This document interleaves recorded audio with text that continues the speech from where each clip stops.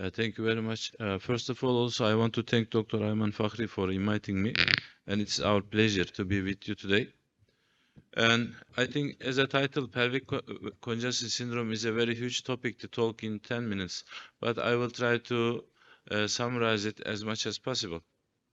And we are already very late, nearly more than 30 minutes, so I have to be as quick as possible. All we know that the pelvic venous disorder is a really poorly understood and frequently misdiagnosed disorders of the pelvic venous problems. And it's a very potential cause of chronic pelvic pain in women of childbearing age. And it is defined as intermittent or constant pain of at least 3 or 6 months of duration localized in the abdomen and pelvis. It is not limited to any period of menstrual cycle or intercourse and not associated with pregnancy, although we observe it more people with pregnancies. It's very common, and if you look at it, approximately 10 to 20% of gynecologic consultations, only 40% of them with CPB have ever referred to a specialist. And there are lots of differential diagnoses, which I will not mention about it, but we have to know that this is a situation that needs to be treated with a multidisciplinary team approach. Because of the lack of standard diagnostic criteria, we are underestimating or underdiagnosing this pathology. When we look at the disease spectrum, we see that if it is related with reflux, or if it is related with an obstruction, or it's a pelvic malformation. I think the reflux part can be above the pelvic escape points or below that. Or if it is an obstruction, either it's an endoluminal obstruction like post-thrombotic problems or extraluminal problems, which can be called as dynamic compressions of renal vein and the iliac vein, and also static compressions extraluminal. So we have to, I think, take into consideration all those pathologies when we are approaching a patient with pelvic problems. And as we know that we have an SVP classification, which has been also published in 2021, with many of our colleagues, it has been accepted as cumbersome, but if we use the, let's say, app from App Store or the Google Store, it's very easy. That I'm mostly using it now from the app. It's easy to use it.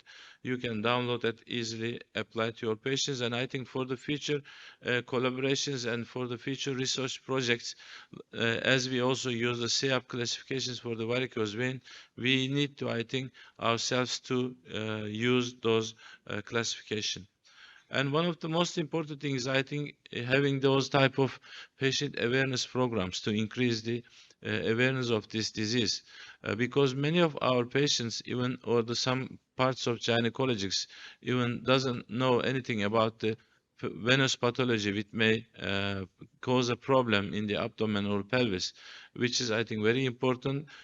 Through with, I think, social media or with other type of, let's say, information channels, we have to improve the patient's awareness to increase our referrals.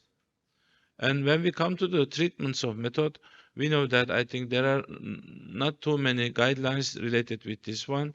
And the latest ESVS guideline, we have that, but just I don't want to go all the details of this flow chart. But what I want to show is whatever the recommendation, if you look other than the diagnostic parts, they are or low level of evidence, because we don't have a good let's say randomized controlled trials which will guide us. I think just because of it, as Dr. Kavezi also mentioned in his presentation, we should start from the fundamentals, really, what those patients need, because I will mention now a few different kinds of therapies, all putting some coils or some liquid obstruction materials to treat those patients. Are we doing right or wrong? Because in many of the patients, maybe some of them even do not need some interventional therapy, maybe. They may have some non-interventional therapies as well, but I think we have to redefine our research protocols. We have to redefine our way of approach to those patients in the long term to increase better quality data and to increase the evidence level of recommendations in future guidelines. We have the medical therapy, but mostly it is recommended, it is mainly focused on pain medicine or the hormonal therapies, which are mainly aimed to put the patient on a menopausal state. And we have historically surgical therapies, which we are not using many of them, but actually hysterosalpingo oophorectomy has been performed in the past for those patients, and I think which is a very over treatment for those patients. And from my point of view, it is not different than any amputation because you are just removing the organs.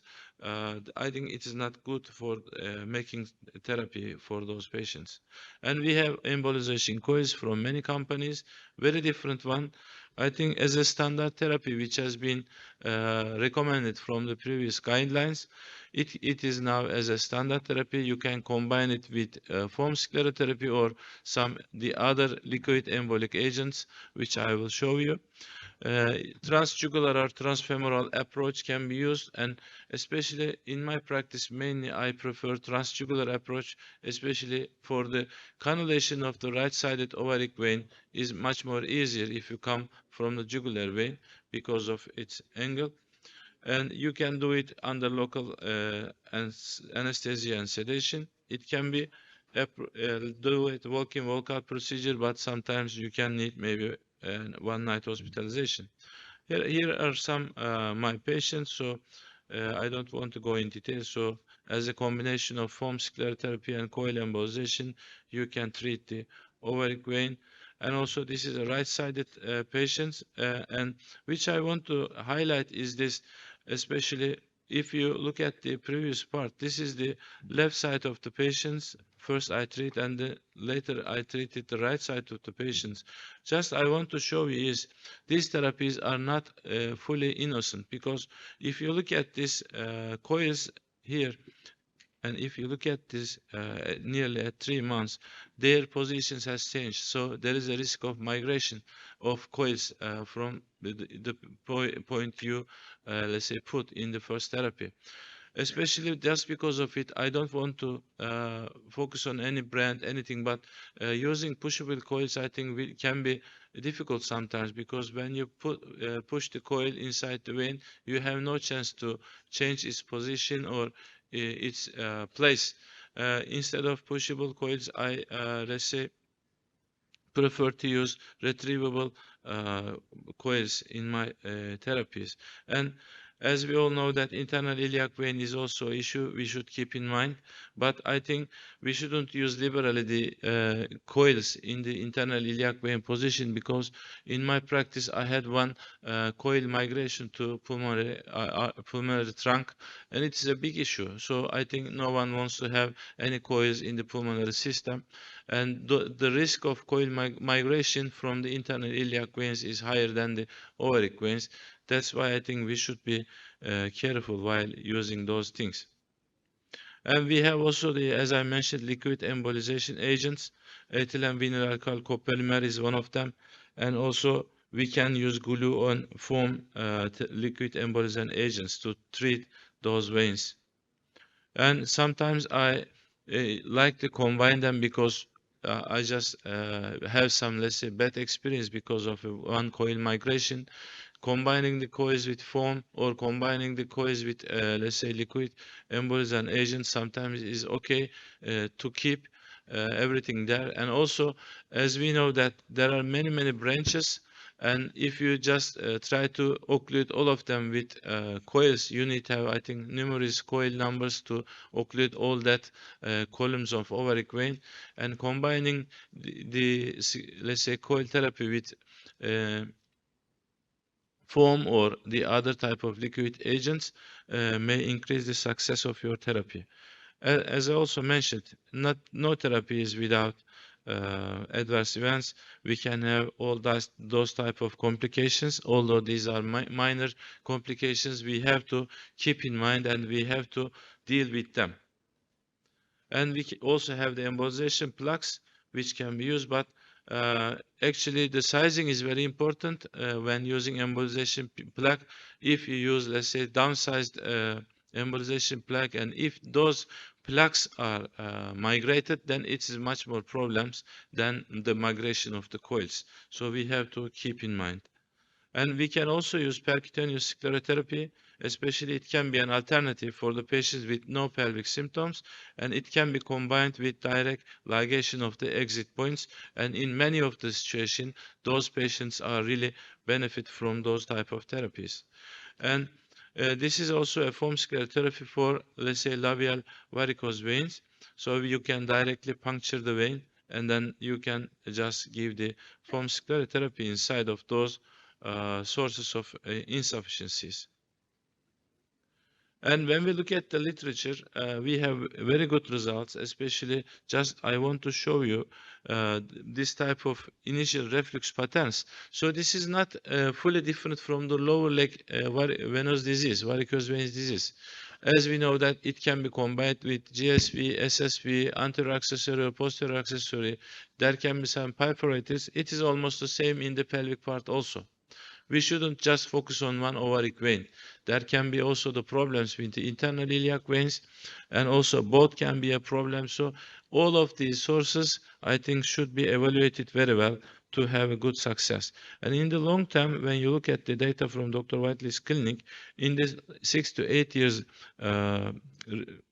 long-term follow-up, many of the patients are from, let's say, reflux-free state.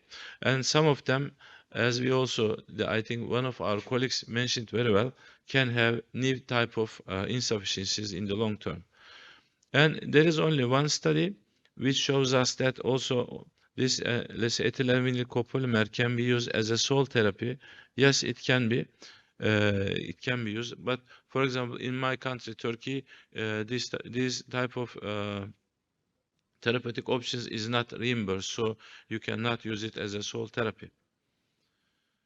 And also, which is a